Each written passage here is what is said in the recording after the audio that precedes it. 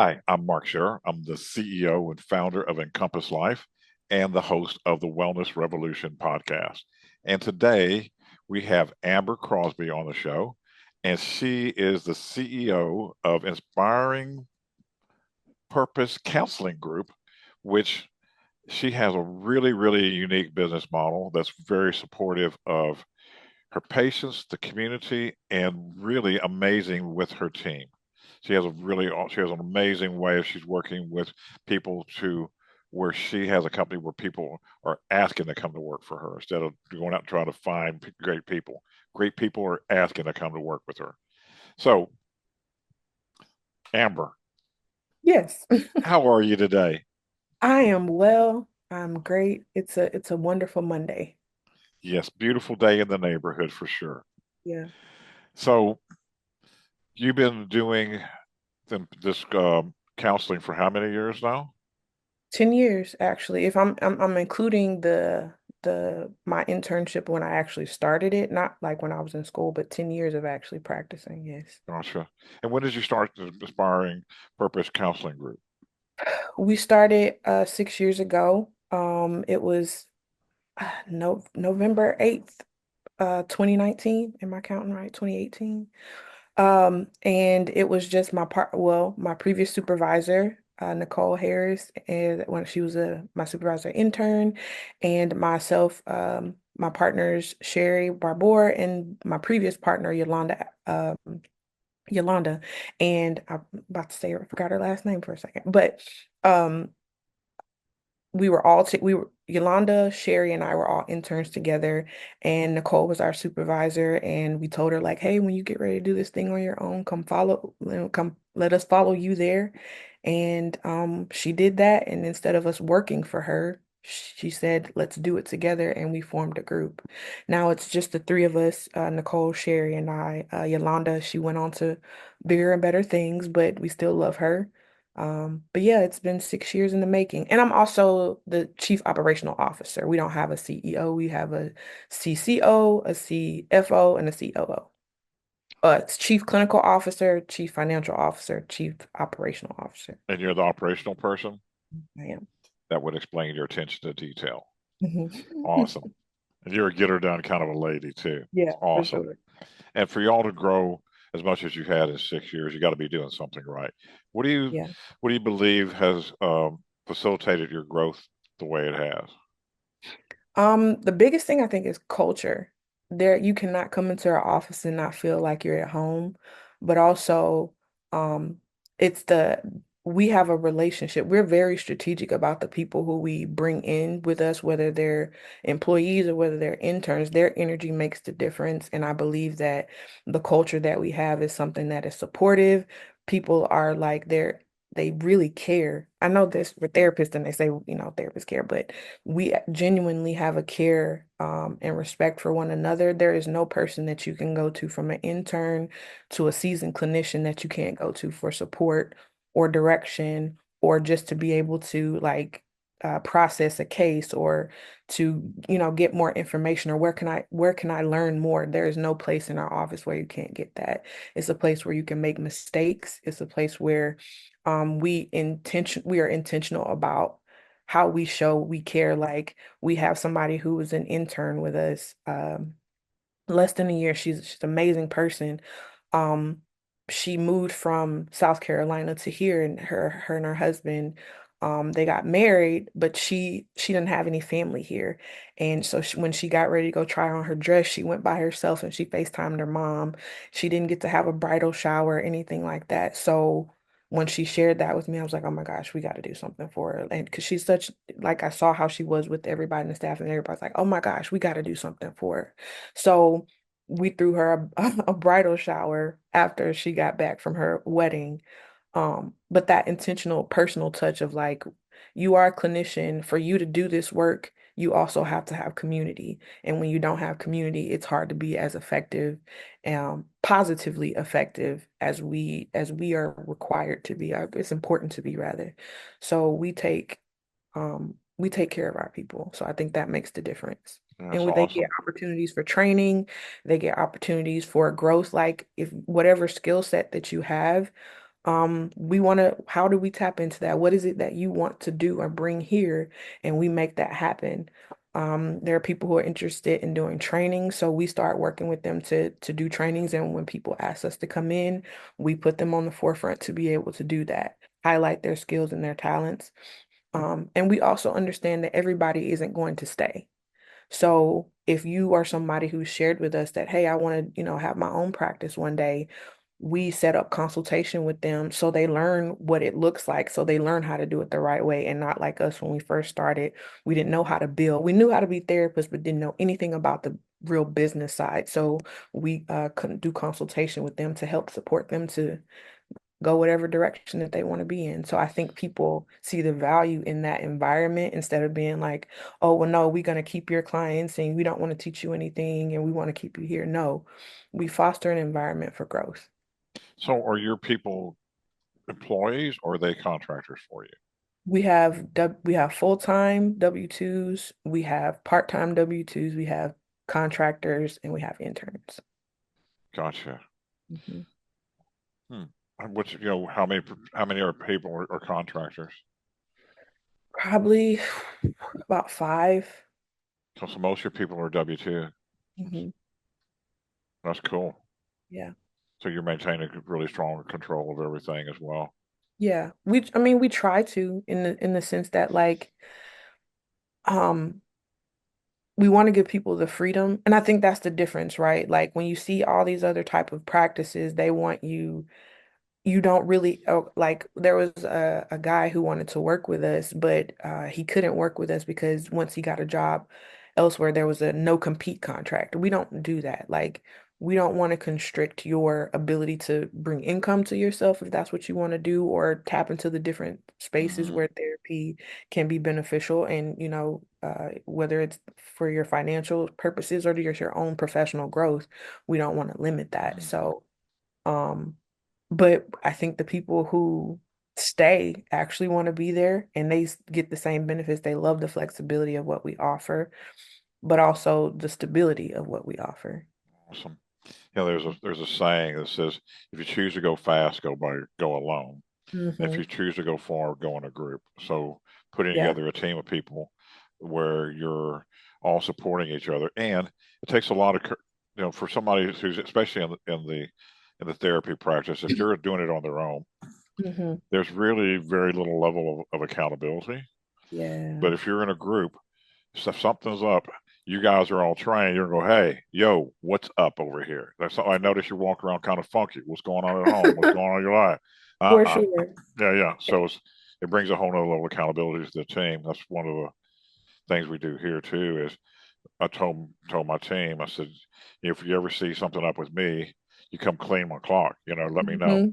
Hmm. For Uh, sure. yeah. Yeah. And a good leader's got to be coachable, Yes. especially in this modality. Absolutely. And I think that's also something that contributes to the culture because we have feedback informed spaces, like it's anonymous. So, and then when we have our staff meetings, we follow back up with those things like, okay, let's, even if you don't have to tell us who you are, but this was something that was brought up. What do you think, as far as what are some suggestions that you have as to address this? So we want to hear what their feedback is, and some of it we take, some of it we don't, but most of it is our thing. I mean, we don't get a lot of negative feedback, which is hard to kind of manage. I mean, we're doing something right, but when you're feedback informed, you all consistently want to make sure that you give people a voice, and then like, okay, this is what we're doing to address what was said. So I think that makes a really big difference. Awesome. And what distinguishes you in your practice with your clients? I think honestly, we are all female, all black owned. So people gravitate to us for that reason. Like they're like, oh my gosh, it's all women and they're women empowerment type of thing. It wasn't necessarily on purpose that we were all women. It's just like we liked working together. Hmm. But as a person of color, it is important for us to be able to reach people because we know that that is a barrier. Some people will not get support simply off because they're the mistrust of the medical health system, but also the mental health system. There is with agencies. mental health agencies, there's so much turnover when it comes down to clinicians, burnout from clinicians. So people get tired of sharing their story, so they stop going. Being a part of having a being a minority owned practice, and it's a actual practice to where they know they can come see the same person every time, they're not having to continuously change. It does happen sometimes, but for the most part, we are very strategic about continuity of care. And if there's a clinician who's leaving because they want to start their own practice, we make sure that they have the information to stay with that person. So their services aren't disrupted. They're still getting the care that they need. Um, so I think that's the most important part. Y'all and you guys work within the insurance reimbursement as well. Yes. So we accept pretty much all major insurances as well as Medicaid.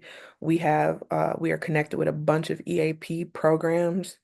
Um, and also like we're getting ready to start this initiative to where we'll have like it's just a holiday deal where they're able to come in to get sessions for a decreased rate, and then for the next year every time they come in they have a decreased rate, so they can choose whether or not they want to use their insurance or not.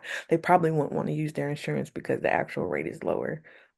So we're trying to remove the barriers that keep people from getting the support that they need. And the thing with private practice is that they're always thinking like, yeah, if I go to private practice, it's going to be a bunch of money and you're going to have to pay out of pocket and all of that. There are people who don't want to use their insurance, so that is an option.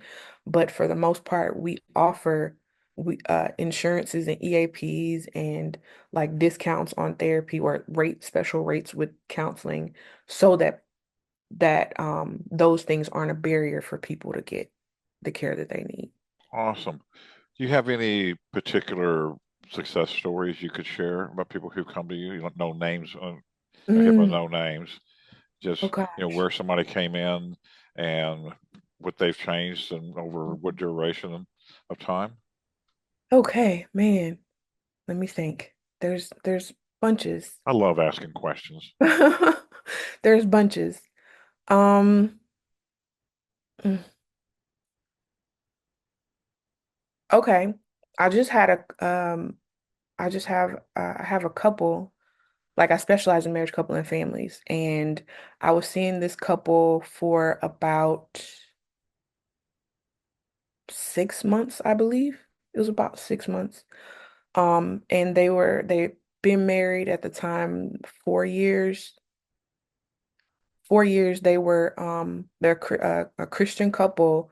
They were not intimate until they got married. The wife had vaginismus, which is where the muscles are so constricted in the vagina that there's no way that she's able to have sex. And I worked with them a lot, like understanding a lot of working through a lot of the some trauma and navigating family dynamics and helping them understand like, okay, what are some of the behavioral patterns or what are some of the historical things that are impacting present day behavioral patterns and beliefs and thoughts and things like that. Um, they stopped coming because they were getting ready to buy a house. They said they couldn't do both. They were one of the couples who were paying out of pocket. And they're just like, no, we're trying to manage our finances, but we're going to be back. And I didn't see them until I haven't seen them since then, but her husband called a couple of weeks ago and I just saw him last week and he came in and he was just like, man, Amber, well, he wants to start coming individually. I tell all my couples of like, if you want to do couples work, I recommend that you also do individual because there are things that are going to come up that we can only address a little bit here in a couple setting, but it's probably something that you need to go deeper in individually. So he was coming back to me to do some individual things because there are some things that had come up, but he said, man, Amber, the work that you did with us has set our marriage way better than what it was before. And he gave me the date. He says that as of September of this year, they actually had sex for the first time. Like since like penetrative sex. So he was like, man, just it took a minute, but all of the work that we did together has helped to build trust, where our communication is great. He wasn't he wasn't a virgin, but his wife was, and they had a kid. He had a kid. So like the change in their dynamics has been really great too. So from what he shared with me, that's the most recent story I can think of. I'm sure there are plenty. Man, I did group therapy for a while too. So Yes. um partial hospitalization, group therapy. So there was a lot of like positive things that happened in that space. But yeah, that's the most recent success story of like that their marriage is more solid than it's ever been, and now it's to the point that they're actually having sex, and that's great. Man, what a guy. Yeah, right. He's Um, hilarious, but it's yeah. awesome. I mean, he cares, gets help, does the work himself, hmm waits it out, builds a trust. hmm Amazing. Yeah, for sure. Cool. Um, how do people get in touch with you? Well, we have a website. It's long, inspiringpurposecounselinggroup.com. I have my own email address that we have. You can find us on Facebook and Instagram, under those handles, Inspiring Purpose Counseling Group. And Instagram is Inspiring Purpose CG, well, Mhm. first counseling group because it's too long. And Facebook is just our full name. Me personally, you can find me on the website. We do on our about page. You can see all of our staff who is there, all the clinicians who are available. There's a bio that goes with them, and there's a contact page where you can contact us as well. So, do you do stuff online too, or is everything done in your offices?